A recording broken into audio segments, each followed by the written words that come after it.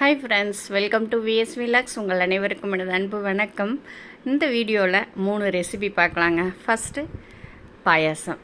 இது மாவு ஜவ்வரிசி பாயாசங்க. ரொம்ப ரொம்ப சூப்பராக இருக்கும். மாவு ஜவ்வரிசி இந்த கப்புக்கு 1 கப்பு எடுத்து ஒரு 2 ஹவர்ஸ்க்கு முன்னாடி ஊற வச்சேங்க. நல்லா ஊறிச்சு பாருங்கள்.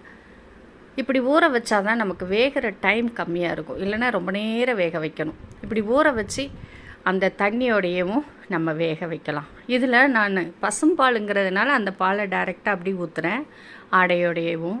நீங்கள் ஆவின் பால்னால் கொஞ்சம் தண்ணி விட்டு அதுக்கப்புறம் வேக வைங்க. ஃபுல்லும் பால்லே வெந்துச்சு அப்படின்னா இந்த ஜவ்வரிசி பாயசம் ரொம்ப ரொம்ப டேஸ்ட்டாக இருக்குங்க.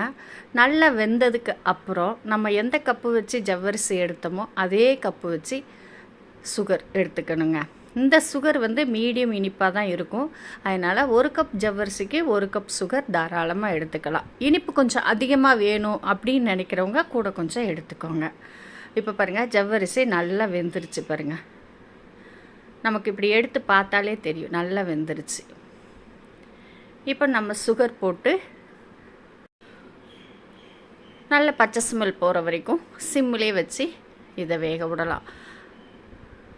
தண்ணி பத்தலை அப்படின்னா பால் விட்டேவும் ஃபஸ்ட்டே நீங்கள் 1 லிட்ரு பாலை காய்ச்சி ஆற வச்சு வச்சுக்கோங்க.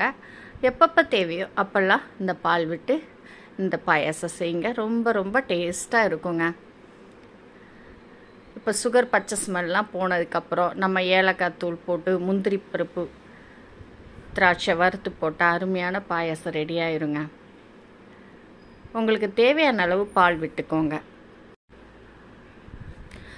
இது ரொம்ப ரொம்ப ஈஸியாக பிகினர்ஸ் கூட இந்த பாயாசம் ரெடி பண்ணிடலாங்க. டேஸ்ட்டும் ரொம்ப நல்லாயிருக்கும். இதில் பதம் எதுவுமே தேவையில்லை. ரொம்ப ரொம்ப ஈஸியான ரெசிபி தான் இந்த 3 ரெசிபியும் இந்த வீடியோவில் நான் கொடுத்துருக்கேங்க. இப்போ கொஞ்சம் ஏலக்காய் தூளும் போட்டு நல்லா கலந்து விட்டுட்டு முந்திரி திராட்சையை நெய்யில் வறுத்து கொட்டிட்டோம் அப்படின்னா வேலை முடிஞ்சிச்சுங்க. நீங்கள் இந்த மாவு ஜவ்வரிசி வச்சு பாயசம் செய்திருப்பீங்களான்னு தெரியல. நீங்கள் இதே மாதிரி செஞ்சு பாருங்கள், ரொம்ப ரொம்ப பிடிக்குங்க.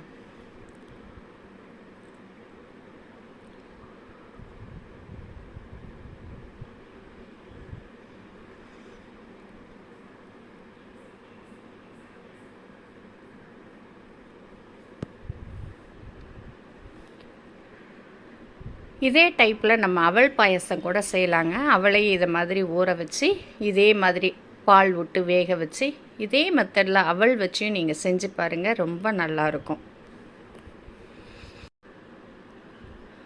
இப்போ நம்ம இதை பாயசத்தில் கொட்டி கலந்து விட்டு 1 நிமிஷம் வச்சு எடுத்தால் பாயசம் ரெடிங்க. 2வது நம்ம வடை பார்க்கலாம். கடலைப்பருப்பு மசாலா வடை இருக்கு இல்லையாங்க, அது பார்க்கலாம். அது ரொம்ப ரொம்ப ஈஸி தாங்க. எல்லாமே ஈஸியாக உள்ளது தான் இந்த வீடியோவில் நீங்கள் பார்த்துக்கிட்டு இருக்கீங்க.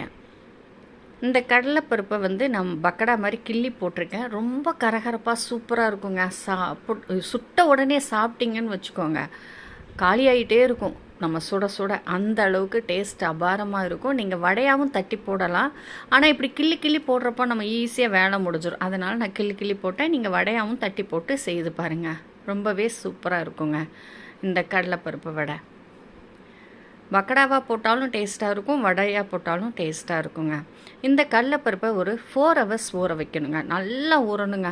3-4 ஹவர்ஸ் ஊறினா தான் அந்த வடை டேஸ்ட்டு நல்லாயிருக்கும். நல்லா ஊறினதுக்கப்புறம் நம்ம மிக்ஸி ஜாரில் அந்த பருப்பை அப்படியே நம்ம அரைச்சி போட வேண்டியது.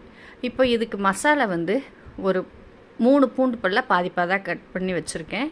உப்பு கொஞ்சம் போட்டிருக்கேன் தேவையான அளவு. 2 வரமிளகாய், சோம்பு 1 ஸ்பூனுங்க. இதை போட்டு நம்ம பருப்பு நல்லா ஊறி இருக்கு பாருங்கள், அந்த பருப்பை அப்படியே அரைச்சி போட்டுடலாம்.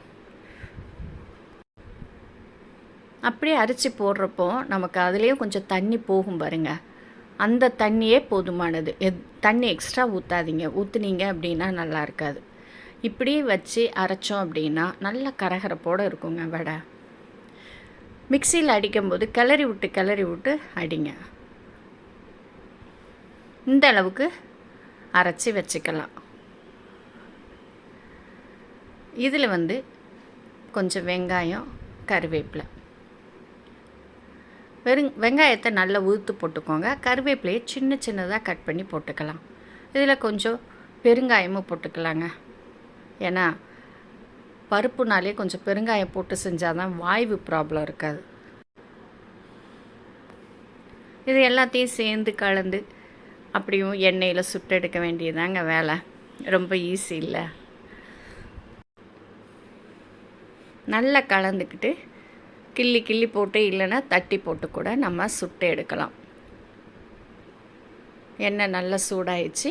இப்போ நம்ம அப்படி கிள்ளி கிள்ளி போட்டு எடுக்க போகிறோம்.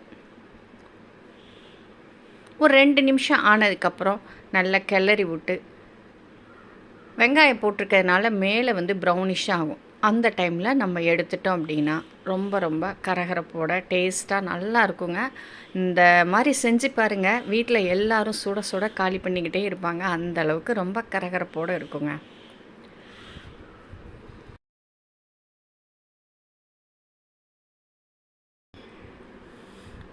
நல்லா கிளறி விட்டு இந்த மாதிரி கலர் சேஞ்ச் ஆன உடனே அந்த வெங்காயம்லாம் ப்ரௌனிஷாக ஆகுங்க.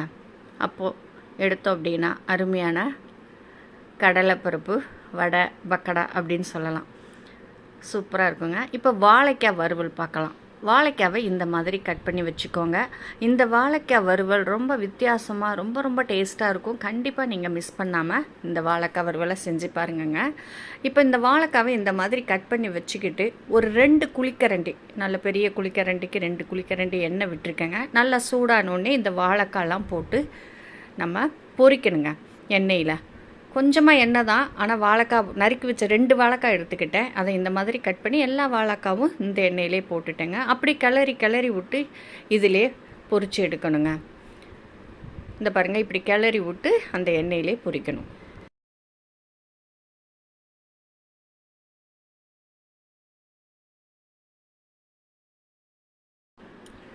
இது பொரியிறப்பமே நம்ம கொஞ்சம் உப்பும் மஞ்சத்தூளும் போட்டுடலாங்க. உப்பு போடுறப்போ அந்த வாழைக்காய்க்குள்ளே உப்பு கரெக்டாக இருக்கும். நல்லா இப்படி பிரட்டி விட்டு நல்லா மொறுமொறுன்னு பொரிச்சிடலாம். நமக்கு இந்த வாழைக்காவை எடுத்து பார்க்குறப்போ லேசாக தெரியும், மேலே கரகரப்போடு இருக்கும். இதை இப்போ சைடில் எடுத்து வச்சுட்டு நிறைய எண்ணெய் இருந்துச்சு அப்படின்னா அதை வடிகட்டிட்டு கொஞ்சமாக எண்ணெய் வச்சுக்கலாம். இப்போ நம்ம அதை தாளிக்கணுங்க. இதில் கடுகு, உளுந்தம்பருப்பு, கறிவேப்பிலை நல்லா பொரிஞ்சதுக்கப்புறம் பூண்டு 2 பல்ல சின்ன சின்னதாக கட் பண்ணி வச்சுருக்கேங்க. அதையும் இதோட நல்லா வதக்கிக்கலாம். இந்த மாதிரி மசாலா போட்டு செஞ்சு பாருங்களேன். வாழைக்காய் மிஸ் பண்ணாமல் நீங்கள் சாம்பார் சாதத்தோடு சாப்பிட்றதுக்கு ரொம்ப நல்லாயிருக்குங்க. இந்த பூண்டு வதங்கினதுக்கப்புறம் சிறுசாக வெங்காயம், நான் சின்ன வெங்காயம் சொல்கிறேன், சிறுசாக கட் பண்ணிக்கணும். பெரிய வெங்காயம் வேணாலும் எடுத்துக்கலாம், ஆனால் சிறுசாக கட் பண்ணி வச்சுக்கோங்க. இந்த வெங்காயமும் நல்லா வதங்கினதுக்கப்புறம் ஒரே ஒரு தக்காளியும் சின்னதாக கட் பண்ணி வச்சுக்கோங்க. இதையும் போட்டு நல்லா வதக்கிக்கலாம். இந்த தக்காளியை நல்லா மசிஞ்சு வரட்டுங்க. அதுக்கப்புறம் நம்ம மசாலா சேர்க்கலாம். இதில் வந்து மல்லி பவுடர் வந்து 1 ஸ்பூன் எடுத்துக்கிறேங்க. காரத்துக்கு வத்தப்பொடி ஒரு 3/4 ஸ்பூன் எடுத்துக்கிறேன். கொஞ்சம் மஞ்சத்தூள் எடுத்துக்கிறேன். கொஞ்சம் சீரகத்தூள் எடுத்துக்கிறேன். சீரகத்தூள் இல்லை அப்படின்னா ஸ்கிப் பண்ணிடுங்க. சீரகத்தூள் போடுறப்போ அது டேஸ்ட் ரொம்ப நல்லாயிருக்கும். இப்போ இந்த மசாலாலாம் நல்லா வதக்கி விட்டுக்கலாம். கொஞ்சம் பெருங்காயத்தூள் எடுத்துக்கோங்க. ஏன்னா வாழைக்காய் பாருங்க வாய்வு, அதனால் கொஞ்சம் பெருங்காயத்தூளும் போட்டு நல்லா வதக்கி விட்டுறலாம். வதக்கி விட்டுட்டு இதுக்கு இந்த மசாலாவுக்கு தேவையான உப்பும் போடணுங்க. போட்டுட்டு கொஞ்சமாக தண்ணி விட்டு நம்ம இந்த மசாலாவை கொதிக்க விடலாம். கொஞ்சம் பச்சை ஸ்மெல் போட்டோம். இப்படி தண்ணி விட்டு கொதிக்க விட்றப்ப தான் நம்ம வாழைக்காய் போட்டு கிளறப்போ அந்த மசாலா வாழைக்காய்க்குள்ளே இறங்குங்க. அதனால் கொஞ்சமாக தண்ணி விட்டு கொஞ்சம் கொதித்ததுக்கப்புறம் நம்ம வாழைக்காவை போடலாம்.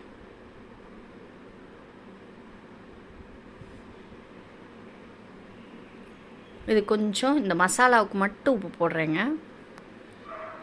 இப்போ பாருங்கள், இந்த அளவுக்கு இந்த மசாலா கொதித்து கட்டிப்பட்டு வந்திருக்கு பாருங்கள். ஆனால் லைட்டாக தண்ணி இருக்குது பாருங்கள். இப்போ நம்ம வாழைக்காவை போட்டுறணும். அப்படின்னா தான் அந்த மசாலா வாழைக்காய்க்குள்ளே இறங்கும். நல்லா கலந்து விட்டுட்டு ஹையில் வச்சு, ஸ்டவ்வை ஹையில் வச்சு நல்லா கலந்து விடுங்க. வாழைக்காய் நல்லா ட்ரை ஆகி நல்லா மொறுமொறுன்னு இருக்குங்க. மேலே மொறுமொறுப்பு அப்படியே இருக்கும். சிம்மில் வச்சு நம்ம அப்படி கிளறி விட்டோம் அப்படின்னா மொறுமொறுப்பு போயிடும். அதனால் ஹை ஃப்ளேமில் வச்சு இப்படி கலந்து விடுங்க. அந்த மொறுமொறுப்போட உள்ள சாஃப்டாக ரொம்ப ரொம்ப டேஸ்ட்டாக இருக்குங்க. இந்த வீடியோவை பார்த்து நீங்கள் 3 ரெசிபி செஞ்சு பார்த்து எப்படி இருக்குன்னு சொல்லுங்கள். இந்த வீடியோ உங்களுக்கு பிடிச்சிருந்தா உங்கள் ஃப்ரெண்ட்ஸ் சர்க்கிளுக்கு ஷேர் பண்ணி விடுங்கங்க. அப்படி ஒரு லைக்கை போடுங்க. நெக்ஸ்ட் வீடியோவில் நம்ம பார்க்கலாம். இப்போ அருமையான வாழைக்காய் வறுவல் ரெடி.